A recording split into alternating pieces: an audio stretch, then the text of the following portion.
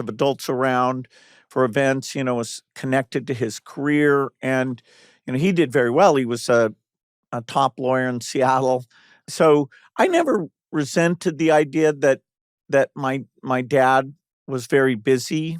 You had kids early, the man's career is important. Later, my mom also not only is doing volunteer activities, but as people wanted women on boards, because she had the right background, she got a huge number of those opportunities, and she got a little busy herself. I don't think the amount of time is the only key factor there. Yeah, I'd have to agree. When I was reading it too, I was thinking that, and this was what I found so interesting, Bill, when I was reading Source Code, that even though you have lived such a otherworldly life in so many ways, there were so many relatable moments from a parenting standpoint. And when I was reading it, I was thinking about my father too, who wasn't around a lot when I was younger. He was working, both my parents had to work. And to the point you just made right now, like my father wasn't there when I was playing rugby, or he wasn't there when I was swimming for my, local club, or he wasn't there on the sidelines cheering.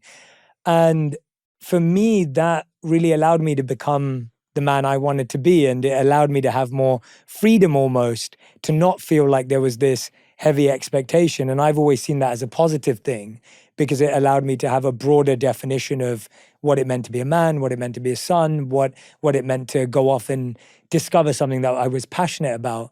And so even seeing you kind of having your mother be the one who was almost, pushing the expectation and what the family should be, but then having a bit of freedom, it was interesting to see how that impacted you, to be able to push back, to be able to, even at one point, like you said in that letter, like parent him almost in his decision, and play that role. So it was refreshing for me to read a book about you where I was actually seeing parts of myself in certain relationships in a very relatable way. Did you ever anticipate that when you were writing it?